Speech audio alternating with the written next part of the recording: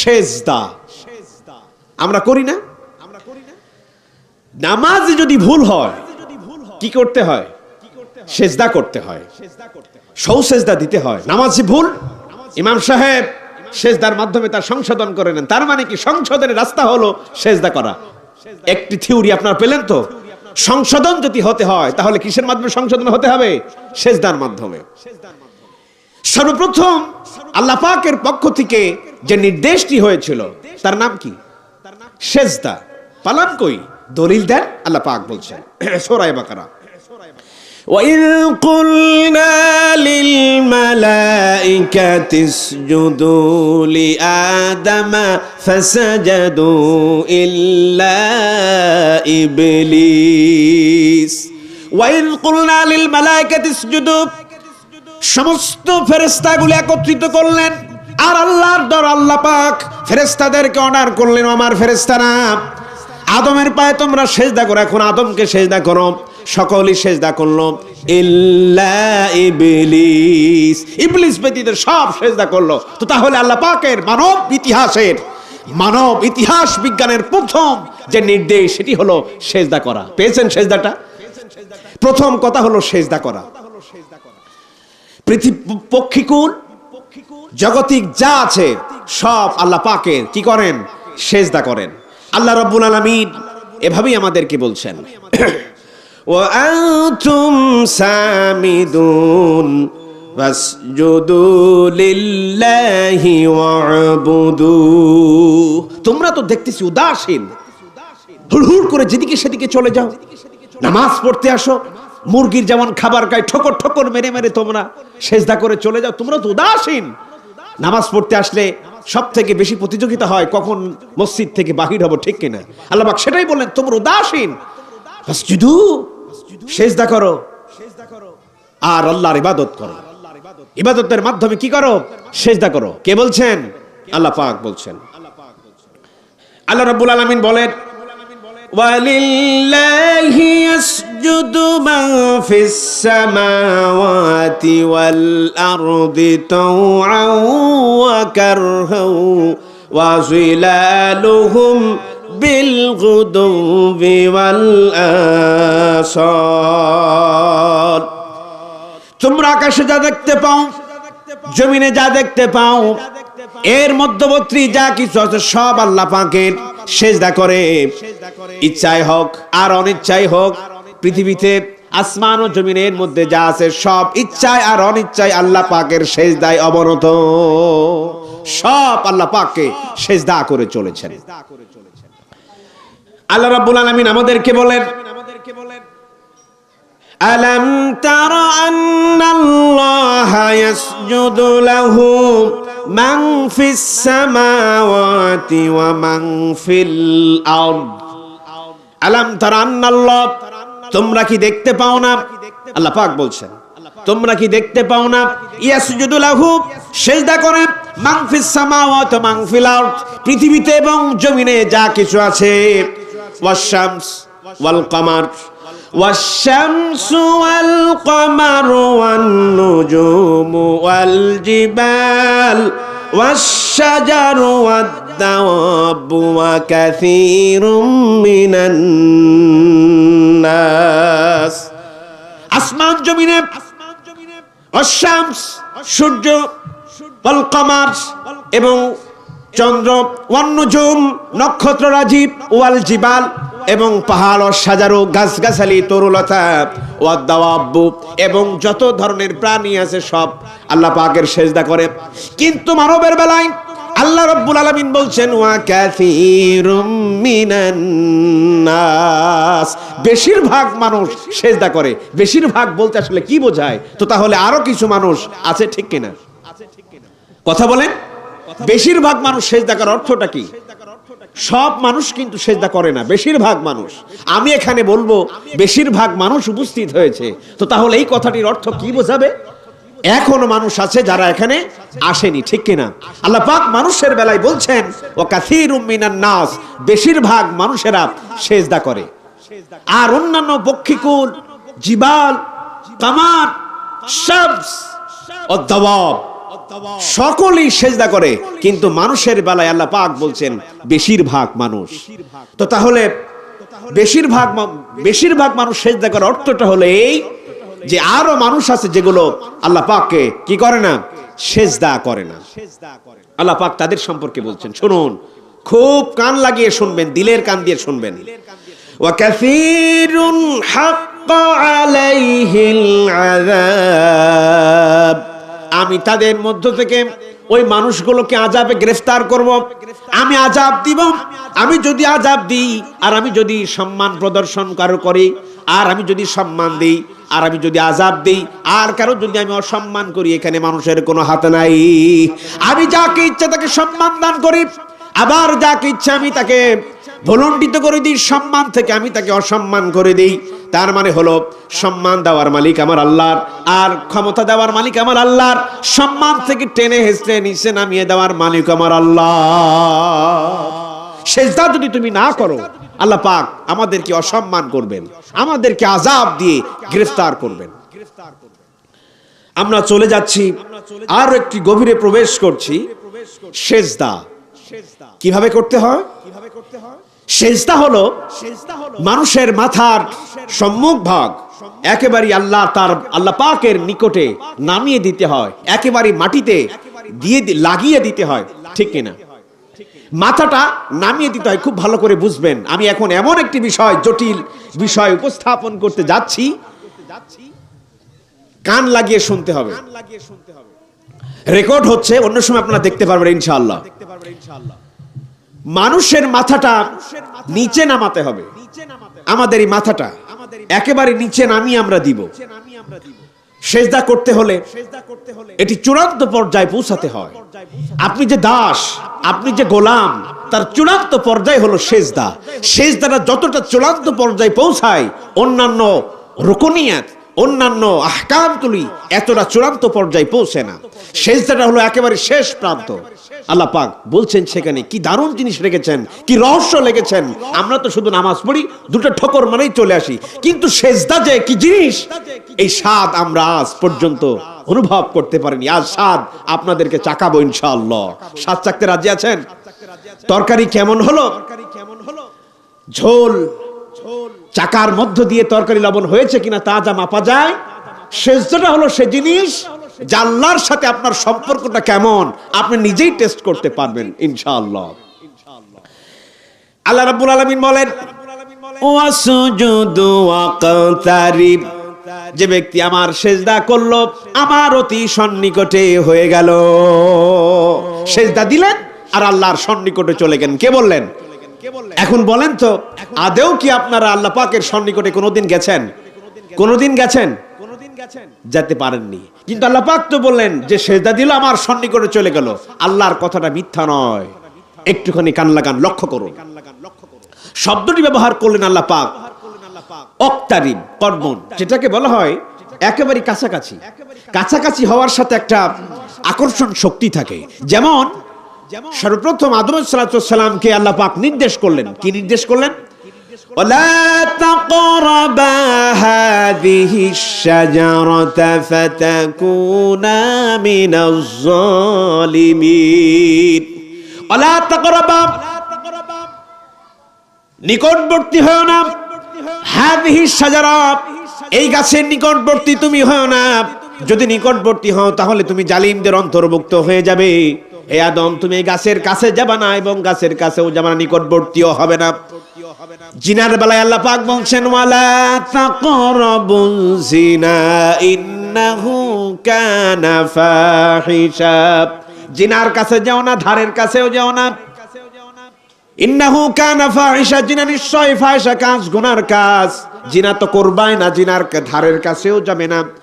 তার মানে হলো এই কর্মন শব্দের ব্যবহার করলেন, করম মানে একেবারে কাছাকাছি।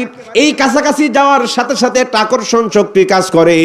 এই দুনিয়ার মানব মণ্ডলী, তোমরা গাছের কাছে যাবে না, জিনার কাছে যাবে না, ধারের কাছেও তোমরা যাবে না। এই কথাটির অর্থ হলো এই, আমরা যখন ছোট্ট শিশুকে কোনো গভীর নলকূপের পাশে, গভীর কোনো পুকুরের পাশে যখন আমরা হাঁটতে দেখি, তখন আমরা কি বলি? বাবা যেও না, যেও না, ধারের কাছে যেও না, কখন পড়ে যাবে।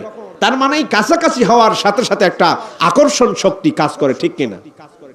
এই সেজদার মধ্যে একটি আকর্ষণ শক্তি আছে, তা আমি বাস্তবতার সহিত একেবারে বিজ্ঞান দিয়ে আমি প্রমাণ করতে চাই। শুনতে রাজি আছেন? বিজ্ঞান দিয়ে প্রমাণ করব যে আপনি সেজদা দিলেই আপনি আল্লাহর কাছাকাছি হবেন। বিজ্ঞান দিয়ে আমি তা প্রমাণ করে দেব ইনশাআল্লাহ।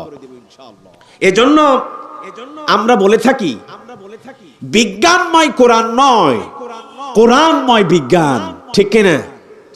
আমাদের ভাষাটা পরিবর্তন করতে হবে। বিজ্ঞানময় কোরআন হতে পারে না, কোরআনময় বিজ্ঞান হতে হবে, ঠিক কিনা? বিজ্ঞানের মধ্যে ভুল আছে, কোরআনের মধ্যে তা ভুল নেই। কোরআন থেকে যে বিজ্ঞান নিবে ওই বিজ্ঞান কখনো ভুল হতে পারে না, ঠিক কিনা? আর বিজ্ঞানের মাত্রা যত বেশি হবে কোরআনের কাছে ততই তারা ফকিরের মতো হাত পেতে থাকবে চিরকাল। এজন্য আমরা বলি বিজ্ঞানময় কোরআন নয়, কোরআনময় বিজ্ঞান। মানে কোরআনে যে বিজ্ঞান বর্ণিত আছে সেই বিজ্ঞান আমরা গ্রহণ করি, আমরা মানি। আল্লাহ পাক সেজদার বিজ্ঞান আমাদেরকে শেখাচ্ছেন যে দেখো আমি সেজদার মধ্যে তোমাদের একটা রহস্য রেখেছি। রহস্যটি হলো এই, মাথাটা আল্লাহ পাক নুইয়ে দেওয়ার জন্য কেন বললেন? মাথার এই যে সম্মুখ ভাগ, মাথার চারটি যদি ভাগে আমরা ভাগ করি, এটি হলো সম্মুখ ভাগ, এটি হলো মিডিল, নিচের ভাগ আর পিছনের ভাগ। এই চারটি ভাগ আল্লাহ পাক ভাগ করে দিলেন। কেন দিলেন জানেন? আর এই চারটি অংশের প্রথম যে মাথার যে সামনের যে অংশটা আমরা ঝুঁকিয়ে দিই, যেই জায়গাটা সেজদা পড়ে, একেবারে যে জায়গাটাই সেজদা হয়, মাথাটা দেখবেন কালো হয়ে যায়, ঠিক কিনা? এই জায়গাটিকে বলা হয় লাবাব। কি বলা হয়? জোরে কি বলা হয়? লাবাব। বলেন না, কি বলেন? লাবাব। লাবাব হচ্ছে আরবি শব্দ, এর বহু বচন হচ্ছে আলবাব। এই লাবাব মাথার একেবারে এই শুরুটা একদম এই জায়গায় ফ্রন্ট লেভেল, এটাকে বলা হয় ফ্রন্ট লেভেল। কি বলেন এটা? Front level. এই যে এই পাশটা দেখেন প্যারাইটাল লেভেল, এই পাশটা যদি আপনি যান তাহলে অক্সিপিটাল লেভেল, আর একেবারে শেষে যদি আপনি যেটা জানেন এটা হলো টেম্পোরাল, যেটাকে নিচের অংশ থাকে, এই যে নিচের অংশ থাকে, যদি ডান দিক থেকে দেখায় নিচের অংশ থাকে, এটা হলো টেম্পোরাল, আর এটা হলো অক্সিটাল। মানে এই অক্সিটালটা হলো আপনার যত স্মৃতি, মেমোরি, পুরাতন যত ধরনের সংরক্ষণ থাকে এই অক্সিটালই থাকে। আর এই যে সম্মুখ ভাগে যেটা থাকে এটা হচ্ছে আপনাকে নিয়ন্ত্রণ করার শক্তি, এবং আপনি কোনো ডিসিশন নেবেন, আপনি কোনো চূড়ান্ত পর্যায়ে পৌঁছাবেন, ভালো মন্দটা আপনি পার্থক্য করবেন। যে জিনিসটা, যে মেকানিজম, যে মেশিনটা লাগানো থাকে কোথায় থাকে? একেবারে সম্মুখ ভাগে। এটাকে বলা হয় লাবাব। এটা কোথায় পেলাম? আল্লাহ রাব্বুল আলামিন অসংখ্য জায়গায় বলেছেন, 16টি জায়গায় তিনি এভাবে বলেছেন। কখনো বলেছেন উলুল আলবাব, আর কখনো বলেছেন উলিল আলবাব। উলিল আলবাব এসেছে 9 জায়গায়, আর উলুল আলবাব এসেছে 7 জায়গায়। মোট 9টি সূরাতে আল্লাহ পাক 16টি জায়গায় এই উলুল আলবাব আর উলিল আলবাব শব্দটি তিনি ব্যবহার করেছেন। তাহলে উলুল আলবাব, লাবাব, লাবাব শব্দটি পাচ্ছেন, লাবাব হয়েছে এখন আলবাব, মানে লাবাবের বহু বচন হচ্ছে আলবাব। তো লাবাব কোথায় থাকে? একদম এই জায়গায় থাকে। ওই জায়গাটাই আমরা সেজদাটা দিই। আল্লাহ পাক এখন সেই ধরনের কথাটাই আল্লাহ পাক আমাদেরকে শেখাচ্ছেন। হে দুনিয়ার মানুষ শোনো, আমি তোমাদেরকে লাবাব দিয়েছি, যা তোমাদেরকে বিচার করতে শেখাবে, যা তোমাদেরকে ভালো এবং মন্দটা পার্থক্য করতে শেখাবে। সেই যন্ত্রটা কোথায় থাকে? এই যে লাবাবে, ফ্রন্ট লেভেলে থাকে। তোমরা মানুষ, তোমরা স্থিরশীল থাকবে, তোমরা বিচারের ক্ষেত্রে সমতায়ন করবে। এই সমতায়ন করতে গিয়া তোমাদেরকে নির্দেশ দিতে হবে, ডিসিশনে উপনীত হতে হবে। এটা কোথা থেকে আসবে? বুদ্ধি বিবেচনা শুরু হয় এই লাবাব থেকে। আল্লাহ পাক বলছেন, ওয়ালাকুম ফিল কিসাসি হায়াতুন ইয়া উলিল আলবাব। পেয়েছেন আলবাব? ওয়ালাকুম ফিল কিসাস, কিসাসের মধ্যে তোমাদের জীবন নিহিত। কিসাস হলো সে জিনিস, তুমি যদি মানুষকে হত্যা করে থাকো তাহলে হত্যার বদলে হত্যা, নাকের বদলে নাক, কানের বদলে কান। যতটুকু তোমাকে অঙ্গহানি করা হয়েছে ঠিক অতটুকু অঙ্গহানির মধ্যে এই যে কিসাস, সমতা বন্ধন হবে, এর মধ্যেই তোমাদের জীবন আদর্শ গড়ে উঠবে, এর মধ্যেই তোমাদের জীবন। যদি এই জীবনটি বুঝতে থাকো তাহলে তোমাদেরকে বোধ সম্পন্ন জ্ঞানবান ব্যক্তি ছাড়া এটা বুঝবে না। জ্ঞানবান হতে হবে। কি হতে হবে? কথা বলেন না কেন? জ্ঞানবান হতে হবে। লাবাব হচ্ছে জ্ঞানবান, বুদ্ধি সম্পন্ন যারা, আল্লাহ পাক তাদেরকে বলছেন। আমি আপনাদেরকে বোঝাতে পারছি না, জ্ঞানবান হতে হবে আপনাদেরকে। আল্লাহ পাক বলছেন যে শয়তান কর্মকৌশল দিয়ে তোমাকে অ্যাটাক করবে, ফায়সা কাজ অ্যাটাক করবে। এই লাবাব দিয়ে এটাকে খাটিয়ে তুমি সেই কর্মকৌশলগুলো থেকে বেরিয়ে আসবে। আল্লাহ পাক বলছেন আশ-শাইতানু ইয়াইদুকুমুল ফাকরা ওয়া ইয়া'মুরুকুম বিল ফাহশা। শয়তান তোমাকে দারিদ্র্যের এবং অশ্লীলতার ভয় দেখাবে। দারিদ্র দিয়ে তোমাকে ভয় দেখাবে আর অশ্লীলতা দিয়ে তোমাকে ভয় দেখাবে, অশ্লীল কাজের দিকে সে ধাবিত করবে। আল্লাহ রাব্বুল আলামিন বলেন আল্লাহু ইয়াইদুকুম মাগফিরাতাও ওয়া ফাদলা। শয়তান মানুষদেরকে দারিদ্র্যের ভয় দেখায়, পাপাচারের ভয় দেখায়, পাপাচারের দিকে মানুষকে অগ্রগামী করে নেয়। আর আমি আল্লাহ রাব্বুল আলামিন ওয়াদা করছি, আল্লাহু ইয়াইদুকুম, আমি বান্দার জন্য ওয়াদা করছি, মাগফিরাতাও ওয়া ফাদলা, আমি বান্দাকে ক্ষমা করে দিব এবং বান্দার জন্য আমার পক্ষ থেকে রহমত পাঠিয়ে দিব। সুবহানাল্লাহ। শয়তান আমাদেরকে ফায়সা কাজের দিকে ডাকে আর আমরা কোন দিকে যাই? আমরা চলে যাই আল্লাহর রহমতের দিকে। আল্লাহ পাক বলছেন শয়তান মানুষকে ধোঁকা দেবার আমার ওয়াদা হচ্ছে আমি মানুষকে ক্ষমা করে দিব। আলহামদুলিল্লাহ। সেই আল্লাহ পাক আমাদেরকে বলছেন ইউতিল হিকমাতা মান ইয়াশাউ ওয়া মান ইউতাল হিকমাতা ফাকাদ উতিয়া খায়রান কাসীরা ওয়া মা ইয়াযাক্কারু ইল্লা উলুল আলবাব। তিনি যাকে ইচ্ছে তাকে প্রজ্ঞা দান করেন, যাকে প্রজ্ঞা দান করা হয় আল্লাহ রাব্বুল আলামিনের পক্ষ থেকে তাকে কল্যাণ দান করা হয়। এই কথাটা শুধুমাত্র বুঝতে পারবে যারা জ্ঞানী, যারা বুদ্ধিমান, যারা বুদ্ধি রাখে। এই লবাবটা যারা খাটায় আল্লাহ রাব্বুল আলামিন তাদেরকে এই বুদ্ধিটা দান করেছে। সুতরাং এটাকে কাজে লাগাতে হবে। কোরআনের কৌশল দিয়ে আল্লাহ পাক আমাদেরকে ঘিরে রেখেছেন। আল্লাহ রাব্বুল আলামিন বলছেন والراسخون في العلم يقولون آمنا به। الراسخون যারা জ্ঞান রাখে, যারা আকল সম্পন্ন, বুদ্ধি সম্পন্ন, তারা কি বলে? আমান্না বি, আমি আমার রবের প্রতি ঈমান আনলাম। যারা এই কথাটা বলে না ওরা বুদ্ধিমান না। আল্লাহ রাব্বুল আলামিন বলেন কুল্লুম মিন ইনদি রাব্বিনা ওয়া মা ইয়াযাক্কারু ইল্লা উলুল আলবাব। ওয়া মা ইয়াযাক্কারু ইল্লা উলুল আলবাব, এটা শুধুমাত্র জ্ঞানীরা ছাড়া আর কেউ বুঝবে না। এজন্য আমাদেরকে জ্ঞানীবান হতে হবে, জ্ঞানবান হতে হবে, বুদ্ধি সম্পন্ন লোক আমাদেরকে হতে হবে।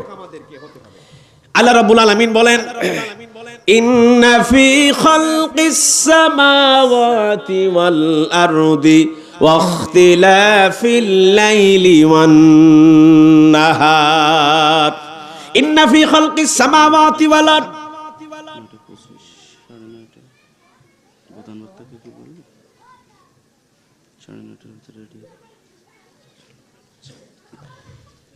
ইন্না ফি খালকিস সামাওয়াতি ওয়াল আরদ, এই সৃষ্টিরাজির মধ্যে এবং আসমান জমিনের মধ্যে যা কিছু আছে, ইখতিলাফিল লাইলি ওয়ান নাহার, রাত আর আবর্তন হয়, এই রাত আর আবর্তনের মধ্যে আমি নিদর্শন রেখেছি যাতে করে যারা বুদ্ধি সম্পন্ন লোক এরাই বুঝতে পারবে রাত আর আবর্তন কিভাবে হয়, এর মধ্যে নিদর্শনটা কি। এই জন্য আমাদেরকে জ্ঞান রাখতে হবে। আল্লাহ রাব্বুল আলামিন আমাদেরকে বলেন আমি যে কিতাব নাজিল করেছি এর মধ্যে তোমাদের লাভাব আছে, এর মধ্যে তোমাদের জ্ঞান আছে, এর মধ্যে তোমাদের বুদ্ধি আছে। এই বুদ্ধি নাও আর এই জ্ঞান নিয়ে তোমরা তোমাদের সামাজিক জীবন থেকে শুরু করে কবর থেকে শুরু করে রান্নাঘর থেকে শুরু করে কবর পর্যন্ত তোমরা চালাও। সে লাভাবটা রেখেছেন আল্লাহ পাক কোথায়? এইখানে। সব থেকে আমি পৌঁছে গেছি এখন গুরুত্বপূর্ণ বিষয় কথাটা বলার জন্য। সেজদার মাধ্যমে আল্লাহ পাকের সাথে সম্পর্ক করা যায়। এই সম্পর্ক যে সিস্টেম সেটির নাম হচ্ছে পেরিনিউরাল সিস্টেম, যেটাকে এই লাবাব এখানে একটি মাইক্রোচিপস বসানো আছে। এই জায়গাটা, যেই জায়গাটা সেজদা হয় এই জায়গাটা একটি মাইক্রোচিপস বসানো আছে। এই মাইক্রোচিপটির নাম হচ্ছে একটি জাইরাস, যেটাকে বলা হয় সিঙ্গুলেট জাইরাস, এই একটি টুকরো, একটি কোষ, নিউরন রেখেছেন 500,000 কোটি, 500 বিলিয়ন নিউরন রেখেছেন এই কোষটার মধ্যে, ঠিক এই জায়গাটায় থাকে। আমার কথাটা বুঝুন, এটি একটি ম্যাগনেটিক পাওয়ার আছে মাটির মধ্যে। আল্লাহ পাক রেখেছেন ম্যাগনেটিক পাওয়ার। ওই যে বলেছি ওয়াসজুদু ওয়াক্তারিব, সেজদা দেবেন আর আল্লাহর কাছাকাছি হবেন, আমি সেটাই বোঝাচ্ছি। মাটিতে আছে ম্যাগনেটিক পাওয়ার, আর এই যে কপালের যে মাইক্রোচিপস, যেটাকে বলা হয় সিঙ্গুলেট জাইরাস, যখন মানুষের আস্তে আস্তে বড় হয়, ওই সিঙ্গুলেট জাইরাস, ওই গোস্ত টুকরাটা ঠিক এই জায়গাটা থাকে, ওইটাকে আস্তে আস্তে আস্তে আস্তে তার কার্যক্ষমতা বেড়ে যায়। এই সিঙ্গুলেট জাইরাটের কাজ আকর্ষণ শক্তি, এর মধ্যে থাকে বৈদ্যুতিক শক্তি। আমরা জানি আমাদের শরীরে বিদ্যুৎ আছে, বিদ্যুৎ যদি না হয় হার্ট পাম্প করবে না, হার্ট তো পাম্প করছে, এর থেকে বিদ্যুৎ তৈরি হচ্ছে। এই বিদ্যুৎটা ও গ্রহণ করছে, ওই চিপস গ্রহণ করছে। এই চিপসে বিদ্যুতিক শক্তি আর বিদ্যুতিক শক্তির একটা আকর্ষণ শক্তি থাকে, একটা বলয় থাকে, ম্যাগনেটিক পাওয়ার। এই ম্যাগনেটিক পাওয়ার চলে গেল মাটিতে, জিওগ্রাফিক্যাল ম্যাগনেটিক পাওয়ার। আবার এই মাটিতে যখন বায়ুশূন্য, এই বায়ুশূন্যতে থাকে আপনার বায়োমেট্রিক্যাল ম্যাগনেটিক পাওয়ার। এই বায়োমেট্রিক্যাল পাওয়ারের সাথে আবার সংযুক্ত থাকে সোলার ম্যাগনেটিক পাওয়ার। এই সোলার ম্যাগনেটিক পাওয়ারের সাথে আবার লাগানো থাকে কসমিক ম্যাগনেটিক পাওয়ার। এই কসমিক ম্যাগনেটিক পাওয়ারের সাথে একেবারে উঁচু চলে যায় হচ্ছে আল্লাহর আরশের সাথে একেবারে কানেক্টেড। আল্লাহু আকবার বলবেন না? আল্লাহু আকবার বলবেন না? সেজদা দিলেন আর আল্লাহর কাছাকাছি যে হওয়া যায়, আমি তা একেবারে বাস্তব। হার্ভার্ড বিশ্ববিদ্যালয়ের কয়েকজন মানব যারা চেষ্টা করেছেন আসলে এই লাবাবটার কেন দিলেন আল্লাহ পাক। এই লাবাব, ওই যে গোস্তের টুকরাটা বলা হয় লাবাব, এটাকে গ্রিক ভাষায় বলা হয় লাবস, যে এখনকার বিজ্ঞানী লবস নাম দিয়েছেন। আরে ভাই, এই লাবসটা তো কুরআন থেকে তারা ধার করেছে। আল্লাহু আকবার। আল্লাহর সাথে সম্পর্ক গড়তে আমরা তো এখন করি কি, জোরে জোরে এই জায়গাটা ধাক্কা মারি, ঠিক কিনা? ধাক্কাটা মারো এই জায়গায়, ওটাকে পরিষ্কার করো। ম্যাগনেটিক পাওয়ারটা এই জায়গায় দিয়েছেন আল্লাহ পাক, পরিষ্কার করো। যখন আমরা সেজদা দিই, দিলে ওই যে সিঙ্গুলেট জাইরাস, তার মধ্যে যে ম্যাগনেটিক পাওয়ার, এটার ক্ষমতা বেড়ে যায়। অক্সিজেন পায়, অক্সিজেন পাইলে সেইখানে শক্তিটা বেড়ে যায়, পাওয়ারটা বেড়ে যায়। যখন পাওয়ার বেড়ে যায়, ওই ম্যাগনেটিক পাওয়ার চলে গেল মাটিতে, জিওগ্রাফিক্যাল ম্যাগনেটিক চলে গেল মাটি থেকে, চলে গেল বায়ুশূন্যতে। বায়ুশূন্যতে সেটাকে সূর্য গ্রহণ করলো, সূর্য গ্রহণ করার সাথে একেবারে সোলারের সাথে আর রয়েছে কসমিক, যেটাকে মহাশূন্য, যেটাকে আরশ আজিম, একেবারে কানেক্টেড। তার মানে হলো বান্দা, আমি যখন সেজদা দিলাম, আমার মাথাটা মাটির সাথে যখন চলে গেল, আমার সেই ম্যাগনেটিক পাওয়ারের সাথে মাটির সংযোগ হলো, আর মাটির সংযোগের সাথে আমার বায়ুশূন্য চলে গেল, বায়ুশূন্যর সাথে আমি চলে গেলাম, সোলারের সাথে সম্পর্ক যুক্ত হলো, সোলারের সাথে কসমিকের সাথে সংযুক্ত হলো, কসমিকের সাথে সংযুক্ত হওয়ার পর ওই যে শক্তিটার সাজিমে চলে গেল। আমি যদি কোটালি দর্শনা পাড়ার মসজিদের থেকে যদি আমি আমার মাথাটা নুই আল্লাহর দরবারে সেজদা দিয়ে দিলাম, আল্লাহ রাব্বুল আলামিন বলেন ওয়াসজুদু ওয়াকতারিব। হে বান্দা, তুমি যখন সেজদায় পড়ে গেলে, তোমার এই পাওয়ারের সাথে আমার পাওয়ারটা কানেক্টেড হয়ে গেল, তুমি আমার একেবারে সন্নিকটে হয়ে গেলে। সুবহানাল্লাহ। সেজদা দিলে কার কাছে যাওয়া যায়? সে আল্লাহর কাছে যাওয়া যায়। এই জন্য সেজদা যত লম্বা লম্বা করবেন, রাসূল কারীম সাল্লাল্লাহু আলাইহি ওয়াসাল্লাম সেজদা দিতেন, প্রায় 50টি আয়াত পড়া যেত। সূরা নাবাটা সব শুরু থেকে শেষ পর্যন্ত পড়ে শেষ করা যেত। প্রত্যেকটা প্রাণীকে আল্লাহ পাক ম্যাগনেটিক পাওয়ার দিয়েছেন। কুকুরের দিকে লক্ষ্য করবেন, কুকুর যখন হেঁটে যায় তখন প্রসাব করে, পায়খানা করে। 1893 বার কুকুর পায়খানা করেছেন, আর 53 বার কুকুর প্রসাব করেছেন। এটাকে ব্যাখ্যা করেছেন, গবেষণা করেছেন বিজ্ঞানীরা। তারা দেখতে পেয়েছে 1893 বার পায়খানা করা আর 53 বার প্রসাব করার মধ্যে তারা যেটা খুঁজে পেয়েছে, কুকুর কখনো পশ্চিম দিক হয়ে কখনো প্রসাব পায়খানা করে না, তার পার মাথা থাকে দক্ষিণ আর উত্তর দক্ষিণ একেবারে বরাবর। সুবহানাল্লাহ বলবেন না? সাইবেরিয়া থেকে অতিথি পাখিগুলো হাজার হাজার মাইল উড়ে চলে আসে। ওই যে ম্যাগনেটিক পাওয়ারের সাথে আল্লাহ পাক তার মাথায় ম্যাগনেটিক পাওয়ার বসিয়ে দিয়েছেন, হাজার হাজার মাইল উড়ে আসে বাংলাদেশে, আবার বাংলাদেশ থেকে চলে যায়, কখনো তারা পথ হারায় না। হে বান্দারে, আমি বান্দার মধ্যে, প্রতিটি বান্দার মধ্যে, প্রতিটি সৃষ্টির মধ্যে আমি লবাব রেখে দিয়েছি, আমি ম্যাগনেটিক পাওয়ার রেখে দিয়েছি, যাতে করে হে বান্দা আমি তোমার প্রতিক্ষণ প্রতি মুহূর্তে আমি যেন তোমাকে লালন পালন করতে পারি। সুবহানাল্লাহি বিহামদিহি সুবহানাল্লাহিল আযীম। কি কিতাব, কি জিনিস আল্লাহ পাক আমাদেরকে রেখেছেন, সেই আল্লাহ পাক বলছেন واعتصموا بحبل الله جميعا ولا تفرقوا واعتصموا بحبل الله। আল্লাহর রুজুকে, আল্লাহর রশিকে তোমরা শক্ত করে ধরো, পরস্পর কখনো বিচ্ছিন্ন হয়ে যাও না। এই রশিটা বলতে সেই আল্লাহর রশি যিনি আকাশ থেকে আরশ আজিম থেকে ছেড়ে দিয়েছেন, লৌহে মাহফুজ থেকে পৃথিবীতে তিনি ছেড়ে দিয়েছেন। কোরআনটা সেই রহমান মাহফুজ থেকে পৃথিবীতে আসলেন। আল্লাহ পাক বললেন ইন্নাহু লাকুরআনুন কারীম, এই কিতাব সম্মানিত কিতাব, ফি লাউহিম মাহফুজ, লৌহে মাহফুজ থেকে পৃথিবীতে এসেছে যেন মানুষেরা এটাকে আঁকড়ে ধরে আল্লাহর সাথে সম্পর্ক করতে পারে। আলহামদুলিল্লাহ।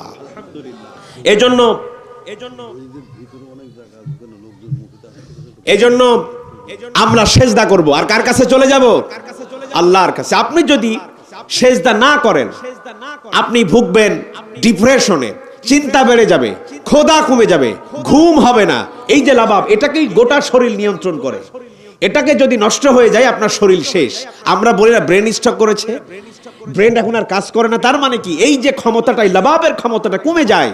আপনি যতটা সেজদা করবেন আপনার সক্ষমতা, শরীরের সুস্থতা আরো বেড়ে যাবে। আলহামদুলিল্লাহ। এজন্য লম্বা লম্বা সেজদা দিবেন, লম্বা লম্বা সেজদা দিবেন, ঠোকর ঠোকর করে সেজদা দিবেন না। 10 সেকেন্ড যদি আপনি সেজদা দেন তাহলে পুরো শরীর আপনার রিফ্রেশ হয়ে যাবে। 10 সেকেন্ড ধরে ধরে আপনি সেজদা দিবেন, এটা 10 সেকেন্ড। যতটা সেজদা দিবেন আপনি ততটা সুস্থ থাকবেন, টেনশন দূর হয়ে যাবে। বিশ্বাস করেন, টেনশন দূর হয়ে যাবে। আমরা টেনশনের জ্বালায় আমাদের বাচ্চারা, আমাদের সন্তানেরা সুইসাইড করছে। তাদের ওই সুইসাইডের হাত থেকে যদি রক্ষা করতে হয় তাদেরকে তাদের সেজদায় দিয়ে দিন। ছোট্ট ছোট্ট বাচ্চাগুলোকে সেজদায় দিয়ে দিন, মাথাটা নিচু করে সেজদায় পড়ে যান, আপনার টেনশন দূর করে দেবেন আল্লাহ পাক। গোটা শরীর রিফ্রেশ হয়ে যাবে, গোটা শরীর অক্সিজেন পাবে, গোটা শরীর থেকে কার্বন ডাই অক্সাইড দ্রুত বেরিয়ে যাবে, আপনার শরীর হবে সতেজ। আলহামদুলিল্লাহ। এজন্য আমরা সেজদা রাখবো ইনশাআল্লাহ। আমি কোরআনের আয়াত দিয়া সেজদার কথাটা আমি বলার চেষ্টা করেছি। 2 নাম্বার হলো, 3 নাম্বার কথা হচ্ছে, 3 নাম্বার উপকরণ আল্লাহর কাছে যদি যেতে হয়, 3 নাম্বার যদি কথাটা, সেটি হচ্ছে ওয়াবুদু, আল্লাহর ইবাদত করতে হবে। কার ইবাদত করতে হবে? আল্লাহর ইবাদত করতে। প্রত্যেকটা নবীকেই আল্লাহ পাক এই কথাটা বলে পাঠিয়েছিলেন, ইয়া কওমি ইবুদুল্লাহা মিন ইলাহিন গায়রুহু, হে আমার কওমের জাতিরা, হে আমার জাতির লোকেরা, তোমরা আল্লাহর ইবাদত ছাড়া কাউকে, আল্লাহর দাসত্ব ছাড়া, আল্লাহর গোলামি ছাড়া আর কারোর গোলামি তুমি করো না, তোমরা করবে না, আল্লাহর দাসত্ব করবে। হে দুনিয়ার মানব মণ্ডলী, এই দাসত্বর কথা মানে শুধু নামাজ পড়া না, রোজা রাখা না, হজ করা না, যাকাত দেওয়া না। এই ইবাদতের নাম হচ্ছে, এই আব্দুনের নাম হচ্ছে, এই দাসত্বের নাম হচ্ছে সমস্ত জায়গায় আল্লাহর আইন দিয়া বিচার ফাইসালা করা। আল্লাহ রাব্বুল আলামিন বলেন, ওয়ালিল্লাহিল মাশরিকু ওয়াল মাগরিব, পূর্ব পশ্চিমে কয়দিন না মুখ ঘুরালে এটা দেখার বিষয় নয়। তুমি কি আল্লাহর আইনটাকে মেনে নিয়েছো কিনা, তুমি কি আল্লাহর আইন দিয়া বিচার ফাইসালা করেছো কিনা, এটাই হচ্ছে দেখার বিষয়। আমরা নামাজ পড়ি, রোজা রাখি, সব ঠিক আছে। নামাজ পড়ি, রোজা রাখি, হজ করি, যাকাত দিই, সত্য কথা বলি, স্ত্রী পর্দায় থাকে, আমার মেয়েরা পর্দায় থাকে, কিন্তু আমরা আইন দিয়া বিচার ফাইসালা করি না, ঠিক কিনা? তায়াস, আমি আপনাদের প্রতি উদাত্ত আহ্বান জানাচ্ছি, শুধুমাত্র নামাজ, রোজা, হজ, যাকাত এটি দাসের প্রকৃত অর্থ নয়। দাসের প্রকৃত অর্থ হচ্ছে কোরআনুল কারীম দিয়া নিজের ব্যক্তিগত জীবন থেকে শুরু করে কবর পর্যন্ত, রান্নাঘর থেকে শুরু করে মৃত্যু পর্যন্ত সব জায়গায় কোরআনের বিধান দিয়া, এমনকি বাংলাদেশের পার্লামেন্ট কোরআন দিয়া পরিচালিত হওয়ার নামই হচ্ছে ইবাদত। আব্দুন, দাস, আপনি তো গোলাম, বাড়িতে কামলা নিয়েছেন, সে যদি আপনার কথা মতো না চলে আপনি তাকে খেতে দিবেন? আপনি তার পারিশ্রমিক দিবেন? দিবেন না। দাস হচ্ছে আপনি মেনে নিবেন। হযরত নূহ তার কওমের জাতিকে বলেছিল, হে আমার জাতি, মেনে নাও আল্লাহ পাকের দাসত্বকে, মেনে নাও। তার মানে আল্লাহ পাকের আইন ও বিধানকে তোমরা মেনে নাও। আল্লাহ পাকের আইন তখন নামাজের কথা বলে নাই। আর আমরা যখন শুধু সূরা জারিয়াতের 56 নম্বর আয়াতটা আমরা পড়ি, তখন শুধুমাত্র এই নামাজ রোজা ছাড়া ইবাদত আর চোখে দেখি না। সবথেকে বড় ইবাদত হলো আল্লাহর জমিন, আল্লাহর দ্বীন প্রতিষ্ঠা করা সবথেকে বড় ইবাদত। কথা ঠিক কিনা? আল্লাহ পাক বলছেন, আলা লাহুল খালকু ওয়াল আমর ফাতাবারাকাল্লাহু রাব্বুল আলামিন। আলা লাহুল খালকু ওয়াল আমর, সৃষ্টি যার আইন চলবে তার। ব্যবসা শুরু হয় আল্লাহর আইন দিয়া, আল্লাহর কোরআন দিয়া ব্যবসা আল্লাহ পঠিত হয়। ব্যবসা শুরু হয় আল্লাহর কোরআন পাঠ করে, বিবাহ সম্পন্ন হয় আল্লাহর কোরআন পাঠ করে। মসজিদের মেহরাবে দাঁড়িয়ে ইমাম সাহেব আল্লাহর কোরআনের ভাষা দিয়া তার বক্তব্য শুরু হয়। ব্যবসা বাণিজ্য, খেতে খামার, কলকারখানা, মসজিদ বলেন, যেখানেই যা বলেন না কেন, এমনটি কোন জায়গায় আল্লাহর আইনের প্রভাব দিয়ে, আল্লাহর আইনের প্রয়োগ দিয়া কখনো বিচার ফাইসালা কার্যক্রম চলে না। তার মানে এখনো তোমাদের দাসত্ব পূর্ণতা আসেনি, দাসত্ব পূর্ণতা করতে এখনো পর্যন্ত তোমরা পারোনি। আমরা বলতে চাই, সব জায়গায় দাসত্ব হবে কার? কথা বলেন, দাসত্ব হবে কার? আল্লাহর। আমরা এই দাসত্বগুলো করতে গিয়া নানান ধরনের সম্মুখীন হই। যেমনটি আমাদের তো এখন পাকলাও করা হচ্ছে, কি করে? কান লাগান, এই দাসত্ব থেকে আমাদেরকে সরিয়ে রাখা হয়েছে। এরকম আমরা যদি পর্দা করে, পর্দাটা মানা কি? ফরজ। তার মানে কি আমি দাস, আমি আল্লাহর গোলাম, আমি আল্লাহর রীতিনীতিতে মানতে চাই, আমি আল্লাহর রীতিটা মানবো, আমি আল্লাহর আইন মোতাবেক চলবো। আমি আল্লাহর দাস হয়ে পর্দা করে স্কুলে যাব, টিচাররা কটাক্ষ করে, কথা ঠিক কিনা? কথা বলবেন আমার সাথে। পর্দা করলে স্কুলের টিচাররা নাক ছিটকায়, ঠিক কিনা? আমি যদি কোরআনের এই মাইকের আওয়াজ দিয়া নসিহত করি কোরআন দিয়া, চতুর্মুখ থেকে সেখানে বাধা আসে, ঠিক কিনা? কোরআন পাঠ করা হবে, নানা ধরনের পারমিশন লাগে, কথা ঠিক কিনা? কিন্তু যদি একজন মেয়ে কপালে সিঁদুর পরে লুক ভাল্লুক জামা গায়ে দিয়ে যদি স্কুলে যায়, কোনোদিন তাকে আমরা কেউ খারাপ বলে না, ঠিক কিনা? নাচ গান হয়, হই হুল্লা হয়, কোনো পারমিশনের প্রয়োজন হয় না। তার মানে কি আমাদের ধর্ম আমরাটা কি মানতে পারবো না?